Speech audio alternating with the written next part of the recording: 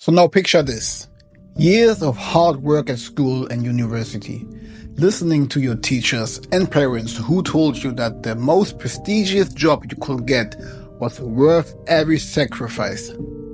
You pushed your dreams aside to make your parents proud. You worked tirelessly, surrendering all your waking hours, your skill set, any ambition you had prior, and even the well-being of your loved ones, all for the corporate state where you live. And now here you are, faced with a rude awakening. Is this really what you wanted? To sacrifice everything for a job that demands so much and gives so little in return? A job where if you don't conform, you risk ruining your promising career, disappointing your loved ones, and being left jobless in a recession economy. There must be a better way out. The 9-to-5 job means trading your time for money. Your income is kept, and you have little control over your schedule. This can be frustrating, especially if you have big dreams and aspirations. Let's take a step back and look at how the 9-to-5 workday even started. The concept of a standardized workday originated during the Industrial Revolution in the 19th century. Before this period, people often work much longer hours, sometimes up to 16 hours a day, 6 days a week. It was actually the labor movement that pushed for shorter work hours. The famous slogan, 8 hours for work, 8 hours for rest, and 8 hours for what we will, became a rallying cry. In the United States, Henry Ford, the founder of the Ford Motor Company, was a pioneer in this area. In 1926, he standardized the 8-hour workday and the 5-day work week for his employees. Ford believed that shorter work hours would make workers more productive and also give them more leisure time to spend money, which would in turn boost the economy. While this was a significant improvement at the time, it also marked the beginning of the modern 9-to-5 work culture that many of us find ourselves trapped in today. Did you know that a staggering 85% of people worldwide are unhappy with their jobs? This isn't just a phase, it's a significant issue many people face. Furthermore, about 50% of American workers dislike their jobs and many are mentally checked out at work. The American Psychological Association reported that 56% of workers experience work-related stress, which has serious implications for their mental and physical health. In fact, workplace stress is a leading cause of depression, with many employees feeling overwhelmed by their job demands. Additionally, a significant number of workers are considering quitting due to workplace stress because of the stress and dissatisfaction they experience daily. What's even more heartbreaking is that many people are dying without fulfilling their dreams. Approximately 98% of people die without achieving their major life goals. They spend their entire lives working jobs they hate, only to retire and realize they never truly lived. Being an adult often means ending up unhappy, unfulfilled, constantly stressed, and mentally checked out. Little did you know this was only scratching the surface of what's really going on. We are diving deeper into the rabbit hole and uncovering the truth behind the 9-to-5, that this is a form of slavery that has been going on long before you could imagine. In fact, it dates all the way back to the Industrial Revolution. While you might think it's an exaggeration to call the 9-to-5 slavery, the term has actually existed long before you and I were born, and it was called wage slavery. In an 1869 New York Times article, wage slavery was described as a system of slavery as absolute, if not as degrading, as that which lately prevailed in the South. During the time of the Civil War, critics of the North's pursuit to free Southern slaves argued that while Northern workers were free in name, they were slaves of endless toil. They pointed out that Southern slaves were not homeless, starving, or in jail due to poverty, but were actually better off on the plantation. The growing industrial economy of the North swallowed these new workers into its factories, employing them for long hours and low wage. Unlike slaves, Northern laborers were not provided food, clothing, and medical care. They now had to pay for every one of those life necessities, often at the cost of their well-being. The system benefited the owners of the factories who hid behind the unbeatable argument that slavery was wrong, at least physical slavery, that is. This wasn't the only time a social movement was used to employ more sections of society that previously weren't working. This movement is still alive and it well today. It's called feminism. Some argue that behind the feminist position, which criticized the stereotype of the traditional household wife as oppressive, lies a sinister plot propagated through media to create more workers for factories, or in today's terms, cubicles. This social engineering from the elite of society has convinced many women that working outside the home is a form of liberation, when in fact it simply creates more wage slaves for the industrial economy. There's a system we've all been through that designs us to be workers for the workforce from the very start. What is that system called? The public education system. Have you ever wondered why the school curriculum is void of any skills that promote personal finance and self-sufficiency? Think about it. We get little to no education on investing, budgeting, or general self-improvement skills. Instead, we can all tell each other how we write a good resume. From the very beginning, the narrative is that money equals job and job equals school. Is that the right equation to making money though? Why is it that people like Bill Gates, Richard Branson, Mark Zuckerberg, Michael Dell, and Steve Jobs are all college dropouts, but today billionaires? Do they know something we don't? The answer can be found in what Abraham Lincoln and his counterparts said in response to those who argued that the slaves of which were not better off than those of slave owners. The condition of wage workers was different from slavery, as laborers were likely to have the opportunity to work for themselves in the future, achieving self-employment. And it seems not much has changed since then, because that's the same ticket out of the 9-to-5 wage slavery today. The first step to escaping the 9-to-5 is a mindset shift. You need to start thinking like an entrepreneur. This means understanding that you can create multiple streams of income and your time is a valuable asset. Start by setting clear financial goals. Write down what financial freedom looks like for you. Is it a certain amount of money in the bank? Is it the ability to travel whenever you want? Get specific about your goals. Next, invest in your personal development.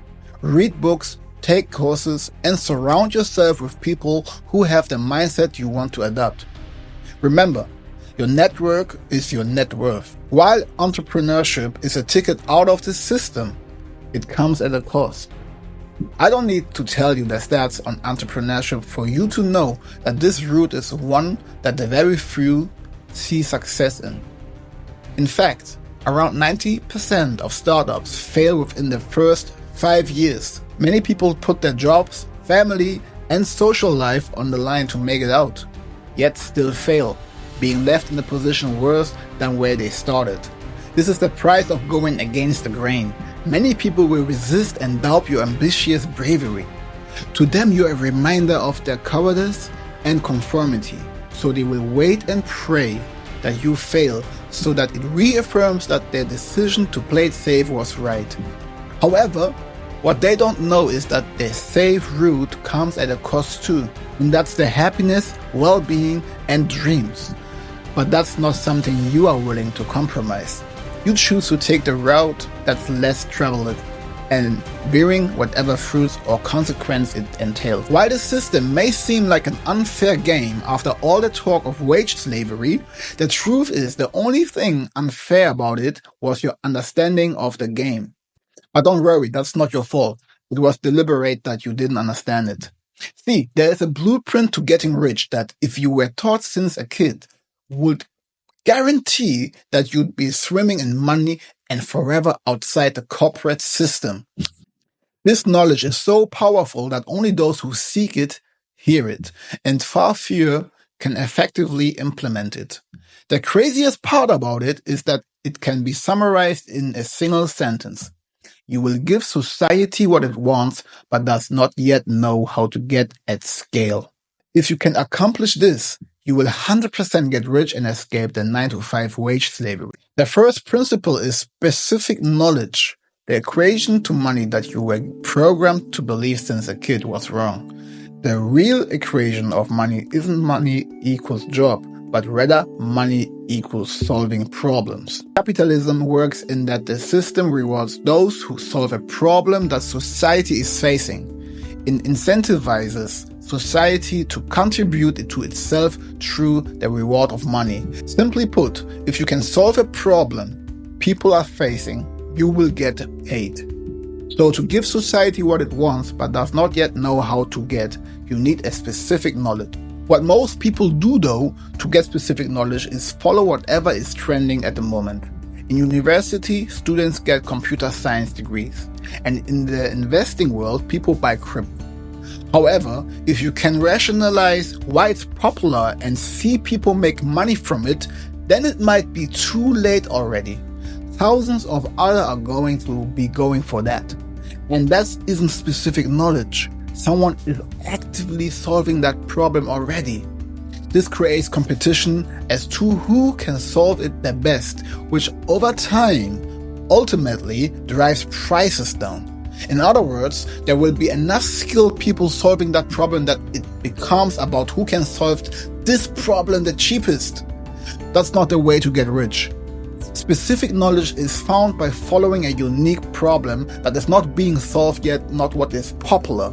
Like this, you can beat the competition because by showing your interest in this field and putting your passion into it, you are far ahead of the people who are only in it for the money. You will understand the market in a way many people don't. A second principle is leverage. This principle explains the at-scale aspect of the sentence. It's not enough to get specific knowledge and solve problems if you can't distribute that solution to everyone who needs it. The best way I can demonstrate the necessity of leverage is by telling the story of Zappos. Zappos, founded by Nick Swinmurn in 1999, started with just $12,000 in savings and a simple idea to sell shoes online. However, what set Zappos apart was its relentless focus on customer service and its wow philosophy, which states that employees should do whatever it takes to make the customer happy. Zappos capitalized on its early wins by expanding its product offerings and improving its website. The company also made strategic investments in technology and marketing, which helped build its brand and reach new customers. This approach allowed Zappos to scale its operations significantly. Despite intense competition from established players in the online retail space, Zappos found its unique selling proposition in its company culture and customer service. By providing an exceptional customer experience through fast and free shipping, a 365-day return policy, and 24/7 customer service, Zappos was able to stand out in a crowded marketplace. In 2009, Zappos was acquired by Amazon for $1.2 billion. This acquisition allowed Zappos to leverage Amazon's resources to further expand its reach while still maintaining its unique culture and customer-focused approach. Zappos' story highlights the importance of leveraging technology and resources to scale a business. By prioritizing customer experience and continuously innovating, Zappos was able to achieve significant growth and success. The third and final principle is accountability. This principle highlights the very important point that this is something you will put your name on and the world will judge you for. Unlike working for a massive faceless organization where no one knows that it's you that is adding the value, it is you solving their problems. When you have a business, you will be the point of reference for everything. When things go well, you will be celebrated and paid big time. If things go south, your head is on the chopping block and so is your reputation. This accountability isn't something you should fear. It's what drives true innovation and incentivizes people to actually work hard and create something valuable. Not like a job where you pretend to work all 8 hours, keep looking at the clock to see when you can be let out. The great thing about accountability is that if you build up a good track record, the market will start rewarding you for being you. Let's take some examples. Logan Paul, Elon Musk, and Kanye West. These are all people whose names carry a lot of weight. They can explore whatever they want and the world will pay them for it. Logan Paul, initially known for his YouTube channel, Logan Paul leveraged his online presence to venture into boxing, podcast, NFT projects, and now even Prime. His brand has become so strong that people invest in what he does simply because it's him doing it. Elon Musk, known for his bold ventures in space with SpaceX and electric vehicles with Tesla, Musk's name itself has become synonymous with innovation and ambition. Investors and fans alike follow his projects closely and support them because they trust in his vision and ability to execute. Kanye West. As an artist and entrepreneur, Kanye has built a personal brand that transcends music. His ventures into fashion with Jeezy and other creative projects are highly successful because people believe in his creativity and unique approach. That's where the world is rewarding you for being you versus the world rewarding you for conforming to what it says. Accountability, specific knowledge, and leverage. That is how to get rich. The reason why you want to get rich is not just for the luxurious lifestyle. It buys us the only resource that no one can get back, and that is time. The one resource 9-to-5 jobs are taken from us. So there you have it. The principles of specific knowledge, leverage, and accountability. These are the keys to escaping the 9-to-5 grind and achieving financial freedom. Remember, the journey isn't easy, but it's worth it. You have the power to take control over your life and create the future you desire. Thanks for watching, everyone. I hope you found these tips helpful. If you enjoyed this video, please give a thumb up, share it with your friends, and subscribe to my channel for more content on finance and business and mindset. Let me know in the comments what topics you'd like to see next. Until next time, be ambitious and keep pushing forward.